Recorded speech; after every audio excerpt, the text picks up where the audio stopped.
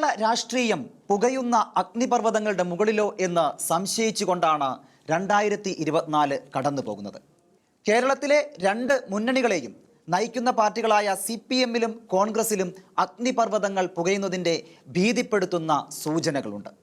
മൂന്നാം കക്ഷിയായ BJP-യിലും അതുതന്നെയാണ് സ്ഥിതി. 2025 നടക്കേണ്ട പഞ്ചായത്ത് തെരഞ്ഞെടുപ്പിന് മുൻപ് പല മാറ്റങ്ങളും വരാം. CPM സംസ്ഥാന സെക്രട്ടറി സ്ഥാനത്ത് MV ഗോവിന്ദൻ മാസ്റ്റർ തുടർന്നേക്കാം. എങ്കിലും പാർട്ടിയുടെ മുഖ്യമന്ത്രി സ്ഥാനാർത്ഥിക്കും മുഖ്യമന്ത്രിക്ക് തന്നെയും മാറ്റം വരാമെന്ന സൂചനകളുണ്ട്. അതുതന്നെയാണ് കോൺഗ്രസിലെയും സ്ഥിതി. പാർട്ടി സംസ്ഥാന അധ്യക്ഷനും അടുത്ത തെരഞ്ഞെടുപ്പിന് ശേഷം ജനാധിപത്യ മുന്നണിക്ക് അധികാരം ലഭിച്ചാൽ പാർട്ടിയെ നയിച്ചേക്കാവുന്ന നേതാവിനും മാറ്റം വരാം എന്നാണ് സൂചനകൾ. BJP-യിൽ സംസ്ഥാന പ്രസിഡന്റിന് മാറ്റം വരും എന്ന് ഉറപ്പായ മട്ടിലാണ് ഇപ്പോൾ കാര്യങ്ങൾ. 2025 ഏപ്രിൽ 2 മുതൽ 6 വരെ മധുരയിൽ നടക്കുന്ന 24ാമത് CPM പാർട്ടി കോൺഗ്രസ് എടുക്കുന്ന തീരുമാനങ്ങൾ സുപ്രധാനങ്ങളാവും. 2022 ഏപ്രിൽ 6 മുതൽ 10 വരെ കണ്ണൂരിൽ നടന്ന CPM പാർട്ടി കോൺഗ്രസ് തീരുമാനിച്ചതുപോലെ പാർട്ടി നേതാക്കന്മാർക്ക് പദവികൾ വഹിക്കാനുള്ള പ്രായപരിധി 75 വയസ്സാവണം എന്ന് മധുര കോൺഗ്രസും കർശന നിലപാടെടുത്താൽ പിണറായിക്ക് പിടിച്ചു നിൽക്കാൻ ബുദ്ധിമുട്ടാകും. ഇപ്പോഴത്തെ നിലയിൽ അത്തരം തടസ്സങ്ങളെ അദ്ദേഹത്തിന് അനായാസം തരണം ചെയ്യാനാകും എന്നാണ് സൂചന. മറ്റുള്ളവർക്കെല്ലാം ആ തീരുമാനം ബാധകമായാലും തനിക്ക് ബാധകമാകാതിരിക്കുവാൻ പിണറായിക്കാവും. അതുകൊണ്ട് ഗോൾമുഖത്ത് സംഘർഷഭരിതമായ നിമിഷങ്ങൾ സൃഷ്ടിക്കുന്ന മുന്നേറ്റങ്ങളൊന്നും സംഭവിക്കാതെ കെട്ടടങ്ങാനും മതി. പന്തുമായി പാഞ്ഞു വരുന്ന ഫോർവേഡ് നടത്തുന്ന ഷൂട്ട് ഗോൾ പോസ്റ്റ് തട്ടി ഔട്ടാവുന്നത് പോലെ ഒരു പരിസമാപ്തി. കേരളത്തിലെ കോൺഗ്രസിൽ നേതൃത്വമാറ്റം ഉണ്ടാകുമോ? കേരളത്തിൽ നടന്ന ഉപതെരഞ്ഞെടുപ്പ് വിജയങ്ങളിലൂടെ പ്രതിപക്ഷ നേതാവ് VD സതീശൻ തൻ്റെ പ്രതിപക്ഷ നേതൃത്വ പദവിയും കോൺഗ്രസിൻ്റെ നായകത്വവും ഉറപ്പിക്കുന്നു എന്ന് വന്നപ്പോൾ മുൻ പ്രതിപക്ഷ നേതാവ് രമേശ് ചെന്നിത്തലയെ വാഴ്ത്തിയും സതീശനെതിരെ ഇകഴ്ത്തിയും രണ്ട് പ്രമുഖ സമുദായ നേതാക്കൾ പരസ്യമായി രംഗത്ത് വരുത്തുന്നത് തീർത്തും ആകസ്മികമാണെന്ന ആരും കരുതുന്നില്ല. കേരളം നിർണായകമായ തെരഞ്ഞെടുപ്പുകളിലേക്ക് കടക്കുകയാണ്. 2025 പഞ്ചായത്ത് തെരഞ്ഞെടുപ്പ് വരുന്നു. 2026 നിയമസഭാ തെരഞ്ഞെടുപ്പും. 2021 നിയമസഭാ തെരഞ്ഞെടുപ്പിന് ശേഷം അതിവിദഗ്ധമായി ചൂണ്ടിക്കൊണ്ടുപോയ പ്രതിപക്ഷ നേതൃസ്ഥാനവും അതിലൂടെ നഷ്ടപ്പെട്ട ഭാവി മുഖ്യമന്ത്രി സ്ഥാനവും തിരിച്ചു പിടിക്കുക രമേശ് ചെന്നിത്തലയുടെ സജീവ സ്വപ്നങ്ങൾ തന്നെയാണ്. മുഖ്യമന്ത്രി സ്ഥാനത്തിന് വേണ്ടി രമേശ് ചെന്നിത്തല നടത്തിയിട്ടുള്ള കളികളാണ് ഒരു പതിറ്റാണ്ടായി കോൺഗ്രസിനെ പ്രതിപക്ഷത്ത് ഇരുത്തുന്നതെന്ന് കരുതുന്നവർ ഏറെയുണ്ട്. 2016 ഉമ്മൻചാണ്ടി സർക്കാരിന് തുടർഭരണം കിട്ടാതിരിക്കുവാൻ ബാർക്കോഴ വിവാദത്തിലൂടെയും സോളാർ വിവാദത്തിലൂടെയും അണിയറയിൽ രമേശ് നടത്തിയ കളികളെക്കുറിച്ച് ഏറെ കഥകൾ പ്രചാരത്തിലുണ്ട്. അത്തരം ഒരു ദുര്യോഗത്തിലേക്കായിരിക്കുമോ ഇപ്പോൾ തുടക്കം കുറിക്കുന്ന കളികളും എത്തിക്കുക എന്ന സംശയവും ശക്തിപ്പെടുന്നുണ്ട്. ഇടതുപക്ഷം പ്രതീക്ഷിക്കുന്നതിലും എളുപ്പമാകുമോ അവർക്ക് കാര്യങ്ങൾ എന്നാണ് സംശയിക്കപ്പെടുന്നത്. കോൺഗ്രസ് മുക്ത ഭാരതത്തിനായി BJP-യും ഒരു കൈ ഇടതുപക്ഷത്തെ സഹായിക്കില്ലേ എന്നും ചിന്തിക്കണം. ഏതായാലും സമുദായ നേതാക്കളുടെ വിമർശനത്തെ സ്വാഗതം ചെയ്യുവാനും തിരുത്തലുകൾക്ക് തയ്യാറാകുവാനും പ്രതിപക്ഷ നേതാവ് VD സതീശൻ കാണിച്ച സന്നദ്ധത നല്ല സൂചനയാണ്. സതീശന്റെ കാർക്കശ്യം നിറഞ്ഞ പെരുമാറ്റത്തെക്കുറിച്ച് പാർട്ടി പ്രവർത്തകർക്കിടയിൽ വല്ലാത്ത പരിഭവമുണ്ട്. പലരും നിസ്സംഗരായി മാറുന്നുമുണ്ട്. ഇന്ന് അച്ചടക്കത്തിന് വാശി പിടിക്കുന്ന സതീശൻ 2016 ഉമ്മൻചാണ്ടി സർക്കാരിനെതിരെ നടത്തിയിട്ടുള്ള പരസ്യമായ വിമർശനങ്ങൾ വീണ്ടും പൊടി തട്ടി പുറത്തു വരുന്നു. ഉമ്മൻചാണ്ടി സർക്കാർ അഴിമതിക്കാരുടെ കൂടാരമാണെന്ന് അന്നത്തെ KPCC അധ്യക്ഷൻ VM സുധീരനും ഏക വൈസ് പ്രസിഡന്റ് VD സതീശനും എത്രയോ തിട്ടമായിരുന്നു. കോൺഗ്രസ് തുടർഭരണം കിട്ടാതിരിക്കുവാൻ അവർ വഹിച്ച പങ്ക് നിസാരമാണോ? രണ്ടും ഉമ്മൻചാണ്ടി മന്ത്രിസഭയിൽ ഇടം കിട്ടാതെ പോയ സതീശനും കൂട്ടരും ഹരിത MLA-മാർ തുടങ്ങിയ ബ്രാൻഡ് പേരുകളിലൂടെ കോൺഗ്രസിന്റെ പരമ്പരാഗത വോട്ടർമാർക്കിടയിൽ ഉണ്ടാക്കിയ അവമതി ചില്ലറയായിരുന്നോ? ആ സതീശനാണ് ചാണ്ടി ഉമ്മന്റെ നിലപാടിനെ പിന്താങ്ങിയ പാർട്ടി വക്താവിനെ പാർട്ടി വക്താവ് സ്ഥാനത്ത് നിന്നും മാറ്റിയത്.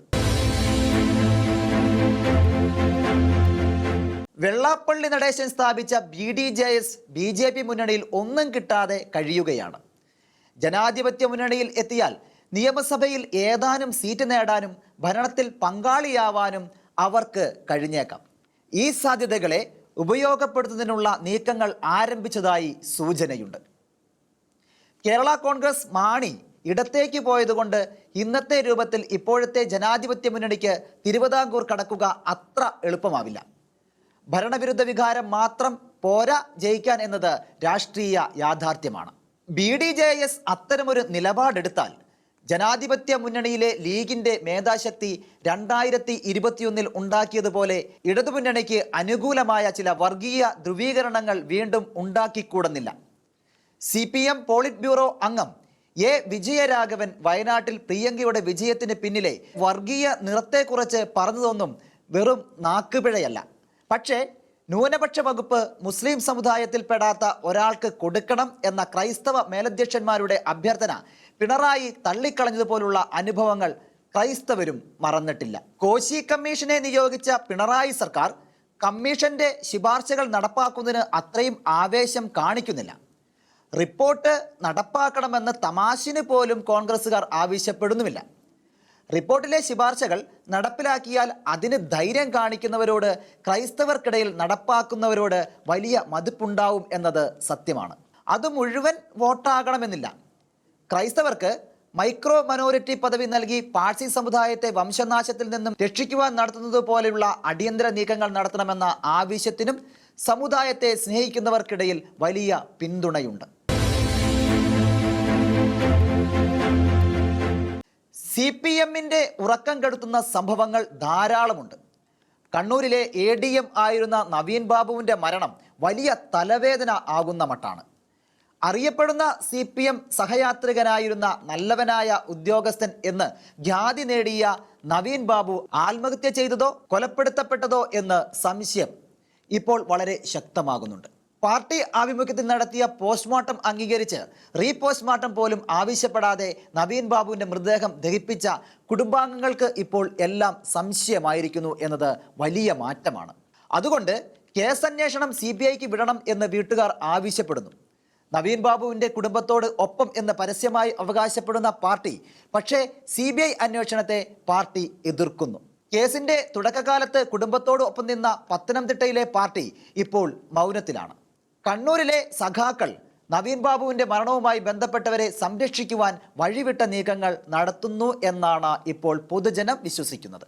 അത്രയും പ്രകടമായി പ്രതികളെ രക്ഷിക്കുന്നതിനുള്ള CPM നേതാക്കളുടെ നീക്കങ്ങൾ കോടതിയുടെ തീരുമാനം നിർണായകമാവും. കട്ടപ്പന റൂറൽ ഡെവലപ്മെന്റ് കോഓപ്പറേറ്റീവ് ബാങ്കിൽ 25 ലക്ഷം രൂപ നിക്ഷേപിച്ച തുക തിരിച്ചു കിട്ടുന്നതിനെ സമീപിച്ചപ്പോൾ തുക കൊടുക്കാതെ ജീവനക്കാരും CPM സഖാക്കളും ചേർന്ന് പീഡിപ്പിച്ച വ്യവസായി സാബു തോമസിന്റെ ആത്മഹത്യയും വലിയ സംഭവമാവുകയാണ്.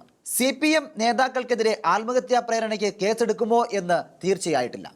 അവിടെയും കേരള പോലീസിന്റെ അന്വേഷണം സഖാക്കളെ രക്ഷിക്കുന്നതിനാണ് ലക്ഷ്യം വെക്കുന്നത് എന്ന ചിന്ത ശക്തമാകുന്നുണ്ട്. അതുകൊണ്ട് ഈ കേസിലും CBI അന്വേഷണത്തിലുള്ള മുറവിളി ഉയരാം.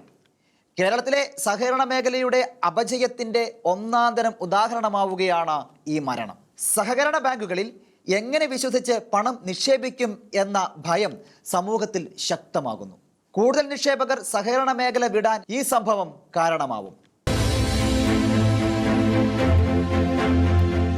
യാക്കോബായ ഓർത്തഡോക്സ് സഭകൾ തമ്മിലുള്ള തർക്കത്തിൽ സുപ്രീം കോടതിയിൽ നിന്നും ഉണ്ടായിരിക്കുന്ന പുതിയ നീക്കം വലിയ മാറ്റത്തിൻ്റെ സൂചനകളാണ് നൽകുന്നത്. എറണാകുളം, പാലക്കാട് ജില്ലകളിലെ തർക്കത്തിലുള്ള 6 പള്ളികളുടെ കേസ് പരിഗണിച്ച സുപ്രീം കോടതി മലങ്കര പള്ളികൾ 1934 ഭരണഘടന അനുസരിച്ച് ഭരിക്കപ്പെടണം എന്ന 2017 സുപ്രീം കോടതി വിധി എല്ലാ പള്ളികൾക്ക് ബാധകമാവുമോ എന്ന് 2024 ഡിസംബർ 18 നടത്തിയ നിരീക്ഷണം എല്ലാം നഷ്ടപ്പെടുന്നു എന്ന് ഭയന്നിരുന്ന യാക്കോബായക്കാർക്ക് വലിയ പ്രത്യാശ പകരുന്നതാണ്. ചുരുക്കം പള്ളികളുടെ വിഷയം മാത്രം പരിഗണിച്ചാണ് അന്നത്തെ വിധി എന്ന് യാക്കോബായ ഭാഗം കോടതിയിൽ ഉന്നയിച്ച വാദം കോടതിയുടെ കണ്ണ് തുറന്നതുപോലുണ്ട്. സുപ്രീം കോടതി പരിഗണിക്കുന്ന 6 പള്ളികളിൽ യാക്കോബായ വിശ്വാസികളാണ് കൂടുതൽ എന്ന് സംസ്ഥാന സർക്കാർ കോടതിയെ ധരിപ്പിച്ചിരുന്നു. ജനുവരി 29, 30 തീയതികളിൽ കേസ് സംബന്ധിച്ച വിശുദ്ധമായ വാദം കേൾക്കാമെന്ന് ജഡ്ജിമാരായ സൂര്യകാന്ത്, ഉജ്ജൽ ഭോയാൽ എന്നിവർ തീരുമാനിച്ചു. സംസ്ഥാനത്തെ ഓർത്തഡോക്സ് യാക്കോബായ വിഭാഗങ്ങളുടെ വേർതിരിച്ചുള്ള കണക്കെടുക്കുവാൻ കോടതി സർക്കാരിനോട് ആവശ്യപ്പെട്ടിരിക്കുകയാണ്. സംസ്ഥാനത്തെ മുഴുവൻ പള്ളികളുടെയും കണക്ക് നൽകാനാണ് കോടതി സർക്കാരിനോട് ആവശ്യപ്പെട്ടിരിക്കുന്നത്. പഞ്ചായത്ത് തലത്തിലുള്ള വിവരങ്ങളാണ് കോടതി ആവശ്യപ്പെട്ടിരിക്കുന്നത്. ഓരോ പഞ്ചായത്തിലെയും മലങ്കര പള്ളികളുടെ എണ്ണം, ഓരോ വിഭാഗത്തിലെയും വിശ്വാസികളുടെ എണ്ണം, നിലവിലെ ഭരണം ആർക്ക് തുടങ്ങിയ വിവരങ്ങളാണ് കോടതി ചോദിച്ചിരിക്കുന്നത്. ഡിസംബർ 3-ന് 6 പള്ളിയും ഓർത്തഡോക്സ് ഭാഗത്തിന് കൈമാറാൻ ഉത്തരവിട്ട കോടതി സെമിത്തേരിയും മറ്റും ഉപയോഗിക്കുന്നതിൽ സഭാഭരണഘടന അംഗീകരിക്കുന്നു എന്ന് യാക്കോബായക്കാരെ കൊണ്ട് പ്രതിജ്ഞ എടുപ്പിക്കരുത് എന്ന് നിർദ്ദേശിച്ചിരുന്നു. അതിനെതിരെ സുപ്രീം കോടതിയെ സമീപിച്ച ഓർത്തഡോക്സ് സഭയ്ക്ക് വലിയ തിരിച്ചടി ആകുമോ പുതിയ നിർദ്ദേശം എന്ന ഭയമുണ്ട്. വലിയ വാദപ്രതിവാദങ്ങൾക്കാണ് വാതിൽ തുറക്കുന്നത്. 2017 വിധി ഉണ്ടാക്കിയ ദുരന്തത്തിൽ നിന്നും യാക്കോബായ സഭയെ രക്ഷിക്കുന്നതിനുള്ള തുടക്കമാവുമോ ഈ കണക്കെടുപ്പ് എന്നതാണ് അവർ കാത്തിരിക്കുന്ന തീരുമാനം. നീതി യാക്കോബായക്കാരുടെ പക്ഷത്താണെന്നാണ് ഇപ്പോഴത്തെ പൊതുവായ ധാരണയും. കോടതി വിധി യാക്കോബായ പക്ഷത്തിന് അനുകൂലമായാൽ ഓർത്തഡോക്സ് പക്ഷം ചർച്ചകൾക്കെങ്കിലും തയ്യാറാവും. അത് അനിവാര്യമായ സമാധാനത്തിലേക്ക് നയിക്കാനും മതി. ഇടതുമുന്നണിയെയും വലതുമുന്നണിയെയും ഒരുപോലെ ആശങ്കപ്പെടുത്തുന്ന ഒന്നാണ് കുപ്രസിദ്ധമായ കശുവണ്ടി കച്ചവട കേസിൽ ഉണ്ടായിരിക്കുന്ന സുപ്രീം കോടതി വിധി. ഇതോടെ കേസിലെ പ്രതികൾക്കെതിരെ CBIക്ക് പ്രോസിക്യൂഷൻ നടപടികൾ ആരംഭിക്കാം. കേസിലെ പ്രധാന പ്രതികൾ INTUC നേതാവായ R ചന്ദ്രശേഖരനും സംസ്ഥാന കശുവണ്ടി വികസന കോർപ്പറേഷനിലെ മുൻ MD KA രതീഷുമാണെങ്കിലും ഇക്കാലത്ത് കേരളത്തിലെ വ്യവസായ മന്ത്രിമാരായിരുന്ന ഇളമരം കരീമും PK കുഞ്ഞാലിക്കുട്ടിയും അടക്കമുള്ളവർ ഭയപ്പെടേണ്ട ഡെമോക്രാറ്റിസിന്റെ വാളാണ് ഈ വിധി. 2015 സെപ്റ്റംബർ 23-ന് ഹൈക്കോടതി CBIക്ക് വിട്ട കേസാണിത്. 2016 ജൂലൈ 27-ന് CBI കേസ് രജിസ്റ്റർ ചെയ്തു. 2006 മുതൽ 2011 വരെ ചെയർമാനായിരുന്ന EA കാസിം, 2012 മുതൽ 15 വരെ ചെയർമാനായിരുന്ന R ചന്ദ്രശേഖരൻ, 2005 മുതൽ 15 വരെ കോർപ്പറേഷന്റെ MD ആയിരുന്ന KA രതീഷ്, ഇടപാടുകാരൻ ജെയ്മോൻ ജോസഫ് എന്നിവരെ പ്രതികളാക്കി CBI കേസ് രജിസ്റ്റർ ചെയ്തു. 2006 മുതൽ 15 വരെ നടന്ന കശുവണ്ടി കച്ചവടത്തിൽ 600 കോടിയുടെ അഴിമതി നടന്നതായി CBI കണ്ടെത്തി. എന്നാൽ ഒന്നാം പിണറായി സർക്കാർ കേസിന് പ്രോസിക്യൂഷൻ അനുമതി നിഷേധിച്ചു. എങ്കിലും CBI ഫൈനൽ റിപ്പോർട്ട് തിരുവനന്തപുരത്തെ CBI കോടതിയിൽ സമർപ്പിച്ചു. അവിടെ നിന്നും വിചാരണയ്ക്കായി CBI കോടതി ചീഫ് ജുഡീഷ്യൽ മജിസ്ട്രേറ്റിന് അയച്ചു. കേസ് റദ്ദാക്കണം എന്ന് ആവശ്യപ്പെട്ട ചന്ദ്രശേഖരൻ ഹൈക്കോടതിയെ സമീപിച്ചു. വിശദമായ വാദത്തിന് ശേഷം ജഡ്ജി കൗസർ എടപ്പകത്ത് സർക്കാർ തീരുമാനം റദ്ദാക്കി. അതിനെതിരെ ചന്ദ്രശേഖരനും രതീഷും 2024 ജൂലൈ 24-ന് സുപ്രീം കോടതിയെ സമീപിച്ചു. സുപ്രീം കോടതി ജഡ്ജിമാരായ ദീപാങ്കർ ദത്ത, PK മിശ്ര എന്നിവരുടെ ബെഞ്ച് ഹൈക്കോടതി ഉത്തരവ് ശരിവെച്ചു. അതായത് കേസിൽ പ്രതികൾക്കെതിരെ CBIക്ക് പ്രോസിക്യൂഷൻ നടപടികൾ ആരംഭിക്കാം. കുഞ്ഞാലിക്കുട്ടിയും ഇളമരം കരീമും INTUC നേതാവ് ചന്ദ്രശേഖരനും എല്ലാം കൂട്ടായി നടത്തിയ തട്ടിപ്പായിരുന്നു കൊല്ലത്തെ കശുവണ്ടി കോർപ്പറേഷൻ നടത്തിയ കശുവണ്ടി കച്ചവടം. കരീമിന്റെ കാലത്തെ ഇടപാടുകൾ തന്നെ കുഞ്ഞാലിക്കുട്ടിയും തുടർന്നു. കരീമിന്റെ വിശ്വസ്തർ തന്നെ കുഞ്ഞാലിക്കുട്ടിയുടെയും വിശ്വസ്തരായി. കോർപ്പറേഷന്റെ ചെയർമാനായ കോൺഗ്രസുകാരൻ ചന്ദ്രശേഖരനും ആ നയം തന്നെ തുടർന്നു. 2014 കടകംപള്ളി മനോജ് എന്ന INTUC-കാരൻ കശുവണ്ടി വികസന കോർപ്പറേഷൻ ചെയർമാൻ എന്ന നിലയിൽ ചന്ദ്രശേഖരൻ കാണിക്കുന്ന അഴിമതികളെക്കുറിച്ച് അന്വേഷിക്കണം എന്ന ഹർജിയുമായി ഹൈക്കോടതിയെ സമീപിച്ചു. അന്ന് കേരളം ഭരിക്കുന്നത് ഉമ്മൻചാണ്ടിയുടെ സർക്കാരാണ്. ആഭ്യന്തരമന്ത്രി രമേശ് ചെന്നിത്തലയുടെ നോമിനിയായിട്ടാണ് ചന്ദ്രശേഖരൻ കശുവണ്ടി കോർപ്പറേഷൻ തലവനായത്. ചന്ദ്രശേഖരനും രമേശും കുഞ്ഞാലിക്കുട്ടിയും ചേർന്ന കശുവണ്ടി കോർപ്പറേഷനിൽ നല്ല കൊയ്ത്താണ് നടത്തിയത് എന്ന് മനോജ് ആരോപിച്ചു. കരീമിന്റെ കാലത്ത് നടന്ന കൊയ്ത്ത് തുടർന്ന് എന്നതാണ് കൂടുതൽ സത്യം. ചന്ദ്രശേഖരനും ബന്ധുവായ അന്നത്തെ MD KA രതീഷും കൂടി കശുവണ്ടി കച്ചവടത്തിൽ വലിയ അഴിമതി നടത്തുന്നു എന്ന് മനോജ് ചൂണ്ടിക്കാണിച്ചു. 10 വർഷത്തിനിടെ കച്ചവടത്തിലൂടെ 900 കോടി രൂപയുടെ തട്ടിപ്പ് നടത്തി എന്നായിരുന്നു മനോജിന്റെ ആരോപണം. ഇളമരം കരീം വ്യവസായ മന്ത്രി ആയിരിക്കുന്ന കാലത്തും രതീഷ് ആയിരുന്നു കോർപ്പറേഷന്റെ MD. ചന്ദ്രശേഖരന്റെ കാലത്ത് തന്നെ 600 കോടിയുടെ അഴിമതി നടന്നതായി മനോജ് ആരോപിച്ചു. കേസ് പരിശോധിച്ച ഹൈക്കോടതി അസാധാരണമായ ഒരു ഉത്തരവിറക്കി. അക്കാലത്ത് അഡീഷണൽ ചീഫ് സെക്രട്ടറി ആയിരുന്ന ധനകാര്യ സെക്രട്ടറി ഡോക്ടർ KM അബ്രാഹിമിനോട് സംഭവത്തെക്കുറിച്ച് അന്വേഷിക്കുവാനും അന്വേഷണ റിപ്പോർട്ട് നേരിട്ട് ഹൈക്കോടതിയിൽ കൈമാറുവാനും നിർദ്ദേശിച്ചു. ഡോക്ടർ അബ്രഹാം റിപ്പോർട്ട് 2015 ജൂലൈയിൽ ഹൈക്കോടതിക്ക് കൈമാറി. ഇപ്പോൾ മുഖ്യമന്ത്രി പിണറായിയുടെ പ്രൈവറ്റ് സെക്രട്ടറിയും കിഫ്ബി സിഇഒയുമായ ഡോക്ടർ അബ്രഹാം റിപ്പോർട്ടിൽ ഉണ്ടായിരുന്നത് ഞെട്ടിപ്പിക്കുന്ന തട്ടിപ്പ് വിവരങ്ങളാണ്. റിപ്പോർട്ടിന്റെ അടിസ്ഥാനത്തിൽ ഹൈക്കോടതി കേസന്വേഷണം CBIക്ക് വിട്ടു. കേസിൽ പ്രതിയായ ചന്ദ്രശേഖരൻ രാജിവെച്ചു. രതീഷിനെ പദവിയിൽ നിന്നും സർക്കാർ പുറത്താക്കി. കശുവണ്ടി കോർപ്പറേഷൻ വലിയ പ്രതിസന്ധിയിലായിരുന്നു. 13,000 തൊഴിലാളികളുടെ പ്രൊവിഡന്റ് ഫണ്ട് 1.5 വർഷമായി അടച്ചിരുന്നില്ല. ഓണത്തിന് ബോണസ് കൊടുക്കണം, കോർപ്പറേഷന് പണമില്ല. നടത്തിപ്പുകാർ തട്ടിയ പണം സർക്കാർ കൊടുക്കണം എന്നിങ്ങനെയായിരുന്നു ശുപാർശകൾ. അടിയന്തരമായി 30 കോടി രൂപ കൊടുക്കുവാൻ സർക്കാർ തീരുമാനിച്ചു. എന്നാൽ ആ തുക അഴിമതിക്കാരായി അന്വേഷണം നേരിടുന്ന ചന്ദ്രശേഖരന് കൈമാറാൻ ധനവകുപ്പ് സെക്രട്ടറി KM എബ്രഹാം വിയോജിച്ചു. ചന്ദ്രശേഖരൻ ഉടക്കി. 2015 ഓഗസ്റ്റ് 12-ന് അദ്ദേഹം സെക്രട്ടേറിയറ്റിന് മുന്നിൽ സമരം ആരംഭിച്ചു. കോൺഗ്രസ് സർക്കാരിനെതിരെ അവരുടെ പോഷക സംഘടനയുടെ നേതാവ് സമരമിരിക്കുന്നു. ധനസെക്രട്ടറി KM എബ്രഹാത്തെ പുറത്താക്കണം എന്നായിരുന്നു ആവശ്യം. പിന്തുണയുമായി ആദ്യം എത്തിയത് CITUവിൻ്റെ പ്രമുഖ നേതാവ് ആനത്തലവട്ടം ആനന്ദൻ, പിന്നീട് ഇളമരം കരീം മുതൽ പിണറായി വിജയൻ വരെയുള്ളവർ സമരപ്പന്തലിലെത്തി. അതാണ് തട്ടിപ്പുകാരുടെ ബന്ധം. ഉമ്മൻചാണ്ടി സർക്കാരിൻ്റെ കാലത്ത് കോൺഗ്രസ് നേതാവായ ചന്ദ്രശേഖരൻ നടത്തിയ തട്ടിപ്പിനെ കുറിച്ച് കേസ് രജിസ്റ്റർ ചെയ്യേണ്ടതില്ല എന്ന് പിണറായി സർക്കാർ തീരുമാനിച്ചു. അതാണ് തട്ടിപ്പുകാരുടെ ഐക്യം.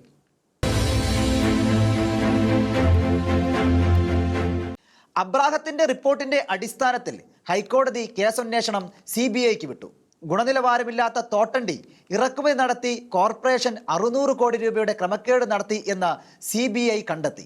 MD Ratheesh, chairman Chandrasekharan, contractor Jaimon Joseph എന്നിവരെ 1, 2, 3 പ്രതികളാക്കി കേസ് രജിസ്റ്റർ ചെയ്തു. ആ കേസ് ഇപ്പോൾ തിരുവനന്തപുരം CBI കോടതിയിലാണ്. ലാവ്ലിൻ കേസ് പോലെ അതും നീണ്ടു പോകാം. പക്ഷേ ഏതു മുന്നണി അധികാരത്തിൽ വന്നാലും വിവാദ നായകരായ ചില ഉദ്യോഗസ്ഥർ അത്ഭുതകരമായി സംരക്ഷിക്കപ്പെടുന്നു. കശുവണ്ടി കച്ചവടത്തെക്കുറിച്ച് CBI നടത്തിയ അന്വേഷണത്തെ തുടർന്ന് കശുവണ്ടി കോർപ്പറേഷൻ MD പദവിയിൽ നിന്നും പുറത്താക്കപ്പെട്ട രതീഷിന് കൊച്ചിയിൽ കേരള സ്റ്റേറ്റ് എന്റർപ്രൈസസിൽ കുഞ്ഞാലിക്കുട്ടി നിയമനം കൊടുത്തു. 1ാം പിണറായി മന്ത്രിസഭയിൽ വ്യവസായ മന്ത്രിയായ EP ജയരാജൻ കോൺഗ്രസുകാരനായ രതീഷിന്റെ നിയമനം റദ്ദാക്കി. എന്നാൽ ജയരാജൻ രാജിവെച്ച് പകരം വന്ന MC മൊയ്തീൻ രതീഷിന് പദവി തിരിച്ചു കൊടുത്തു. തിരിച്ചെത്തിയ ജയരാജൻ രതീഷിനെ വീണ്ടും പുറത്താക്കി. രതീഷ് ഹൈക്കോടതി ഉത്തരവോടെ തിരിച്ചെത്തി. ഇപ്പോൾ ഖാദി ബോർഡിൽ MD ആയി തുടരുന്നു. അഴിമതി കേസിൽ വിചാരണ നേരിടുന്ന ഒരാൾ നിയമിക്കപ്പെട്ടത് തന്നെ അത്ഭുതമാണ്. ഖാദി ബോർഡിൽ എത്തിയ അദ്ദേഹം സ്വന്തം ശമ്പളം ഇരട്ടിയാക്കി. സർക്കാർ സമ്മതിക്കുകയും ചെയ്തു. കോടതി വിധിയിലൂടെ തിരിച്ചു കയറിയ ഉദ്യോഗസ്ഥനോട് ഔദാര്യം കാണിക്കേണ്ടി വന്നത് ആരെയാണ് സംശയിപ്പിക്കാത്തത്? കൊടിയുടെ നിറം നോക്കാതെയുള്ള തട്ടിപ്പുകളുടെ തിളങ്ങുന്ന ഉദാഹരണമാണ് കശുവണ്ടി തട്ടിപ്പ് കച്ചവടം.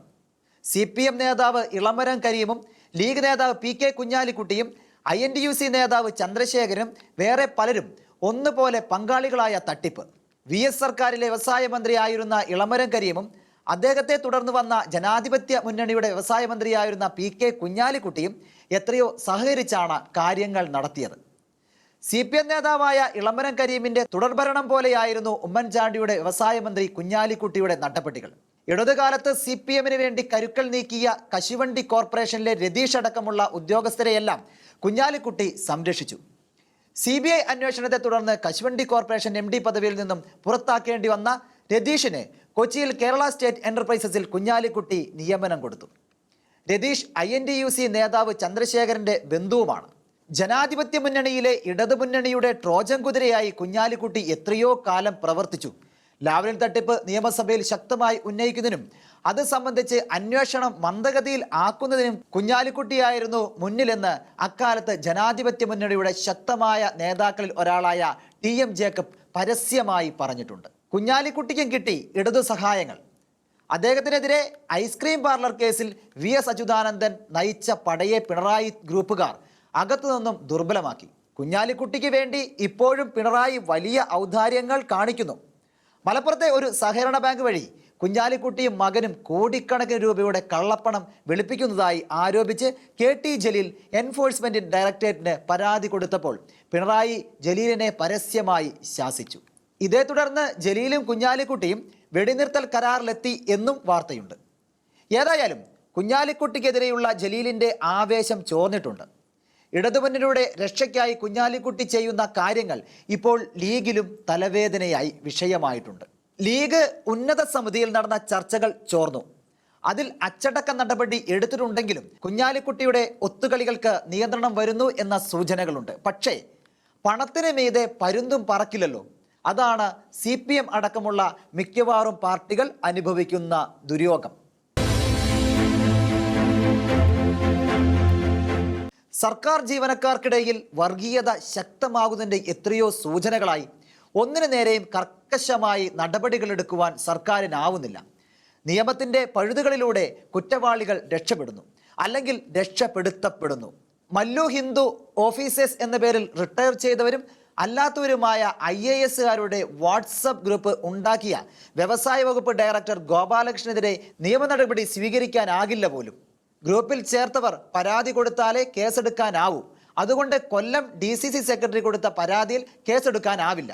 ഗ്രൂപ്പിൽ അംഗമല്ലാത്തവർ നൽകുന്ന പരാതിയിൽ കേസെടുക്കാനാവില്ല എന്നാണ് പ്രാഥമിക അന്വേഷണം നടത്തിയ നർക്കോട്ടിക് സെൽ അസിസ്റ്റന്റ് കമ്മീഷണർ കണ്ടെത്തിയതും സർക്കാരിന് കൊടുത്ത റിപ്പോർട്ട് സൂചിപ്പിക്കുന്നതും. സന്ദേശങ്ങളിൽ വർഗീയ പരാമർശം ഇല്ലാത്തതുകൊണ്ട് കേസെടുത്താലും നിലനിൽക്കില്ലെന്നും അസിസ്റ്റന്റ് കമ്മീഷണറുടെ റിപ്പോർട്ട് പറയുന്നു.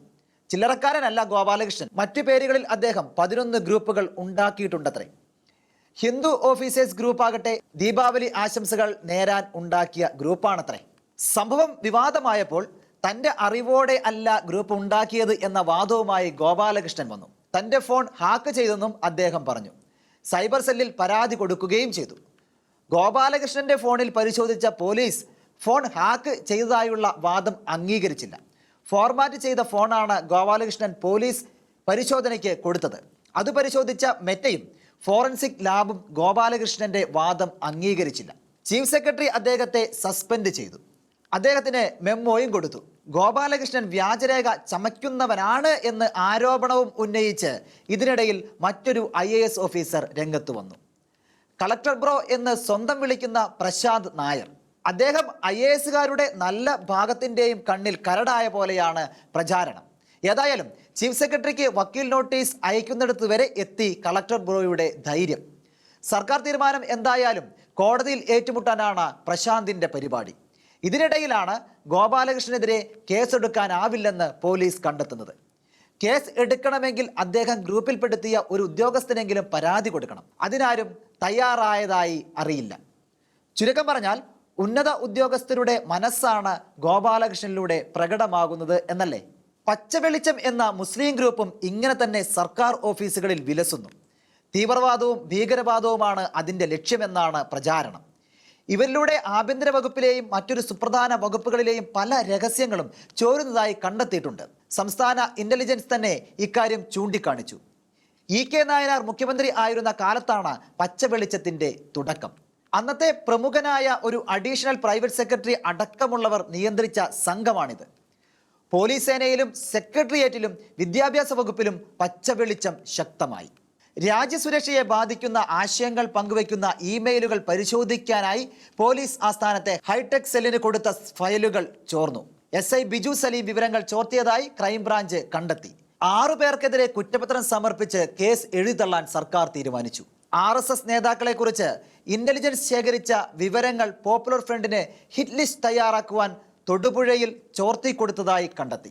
8 പേരുടെ മരണത്തിലും 45 പേർക്ക് പരിക്കേൽക്കുന്നതിനും ഇടയാക്കിയ കളമശ്ശേരി കേസിൽ UAPA ചുമത്താത്തതിലെ വർഗീയ പ്രീണനവും നാട്ടിലെ വർഗീയ പ്രവണതകളെക്കുറിച്ച് കണക്കെടുക്കുന്ന മതേതരക്കാരായ ജന്മഭൂമിയും മീഡിയ വണ്ണും ചൂണ്ടിക്കാണിക്കുന്നു. ക്രൈസ്തവ പ്രീണനം എന്നാണ് ഇതേക്കുറിച്ച് അവർ പറയാൻ ഉദ്ദേശിക്കുന്നതെന്ന് സംശയിക്കും.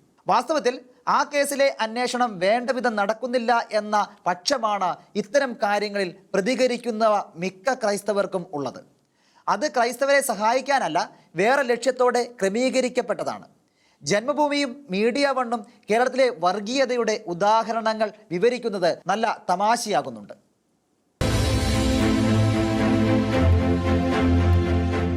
മലയാളത്തിലെ വായനാ ചരിത്രത്തിലെ ഒരു അത്ഭുതമാവുകയാണ് അഖിൽ P. ധർമ്മരാജിന്റെ റാം കെയർ ഓഫ് ആനന്ദി എന്ന പുസ്തകം. 38 എഡിഷനുകളിലൂടെ 2.5 ലക്ഷം കോപ്പികളാണത്രേ വിറ്റുപോയത്. ആ നോവലും അതിലെ കഥാപാത്രങ്ങളും യുവാക്കൾക്കിടയിൽ വലിയ സംസാര വിഷയമാകുന്നു. അതിലെ ക്രൂരായ പോലീസ് ഉദ്യോഗസ്ഥൻ മുസ്ലിം സമുദായത്തിൽപ്പെട്ടവനായത് എന്തുകൊണ്ട് എന്നത് മുസ്ലിം മതേതരക്കാരെ വല്ലാതെ അസ്വസ്ഥരാക്കുന്നു. ഈയിടെ നടന്ന ഷാർജ പുസ്തകോത്സവത്തിൽ ഇതേക്കുറിച്ച് ധർമ്മരാജിനോട് തന്നെ ചോദിച്ചു. അദ്ദേഹം പറഞ്ഞു, അങ്ങനെ ആയിപ്പോയെന്നേ ഉള്ളൂ, ഒരു സമുദായത്തെയും ചീത്തയാക്കാൻ ചെയ്തതല്ല. എന്നാൽ മലയാള സിനിമകളിൽ ക്രൈസ്തവ സമുദായത്തെ വക്രീകരിക്കുന്നതിന് നടത്തുന്ന ബോധപൂർവമായ ശ്രമങ്ങളെക്കുറിച്ച് സിനിമാ നിർമ്മാതാക്കളോടോ അത്തരം റോളുകൾ ചെയ്ത് ജീവിക്കുന്നവരോടോ ആരും ചോദിക്കുന്നില്ല. അതാണ് നമ്മുടെ നാട്ടിലെ സ്ഥിതി. ഷീരോഹിന്റെ കാഴ്ചകൾ ഇനി അടുത്തയാഴ്ച.